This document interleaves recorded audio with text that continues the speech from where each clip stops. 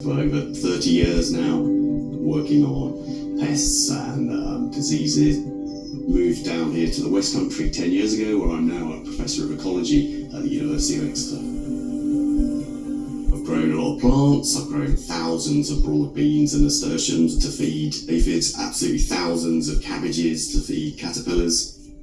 When my kids were born, I got into having an allotment and getting the kids to really interact with the bugs and play with the worms and pick things off the bush just to get them to eat the vegetables. So we're far down in the far, far west of Cornwall on the south coast with Falmouth Bay just behind me. Winter temperatures barely get below 5, summer barely get above 25. We're technically subtropical down here, and also a lot of humidity, which again brings with a lot of challenges in terms of fungal diseases.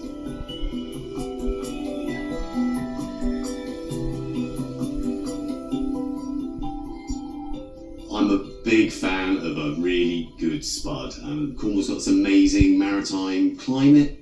The biggest, most obvious problem for potatoes is late blight. Blight was the causative agent that produced the Irish potato famine, and it's an absolutely devastating crop.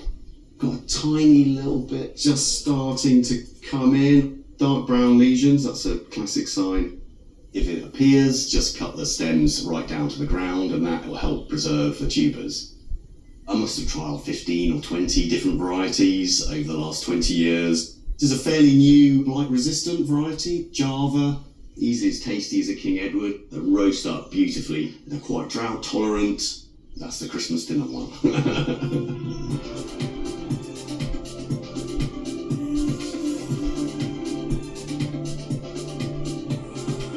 My main passion is growing vegetables with good flavour for the table and feeding the family delicious tasting food.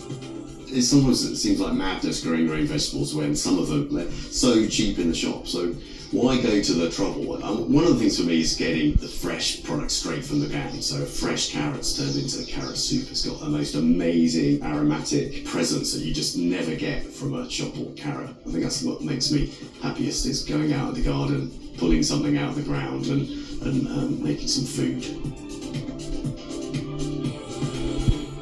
For me, homegrown tomatoes usually got unbelievable flavour. You've got the acidity, you've got the sugar content, and that's really hard to replicate in a shop-bought, vine-ripened fruit. Mouthful. Really hits the mouth, especially when they're warm off the bush. Oh, really nice.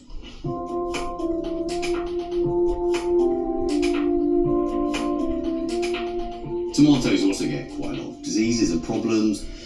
All kinds of stuff, but this is a common problem for tomatoes in grow bags. Blossom end rot, it just occurs when the compost dries out. Pick off the damaged fruit and let the plant fruit again. The developing fruit has been under stress, so I think what I should do here is probably pot up my plants into slightly bigger pots and just have a more steady watering program so that the compost doesn't dry. You can get blossom end rot with anything, but one of the varieties I'm growing this year is Fandango, which is a really nicely flavoured medium-size variety, and that's supposed to be Fusarium and verticillium resistant and has some blight tolerance.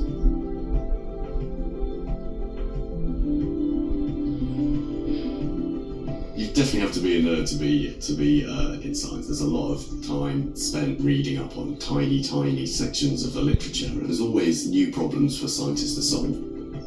Someone has to teach the young people about flatworms.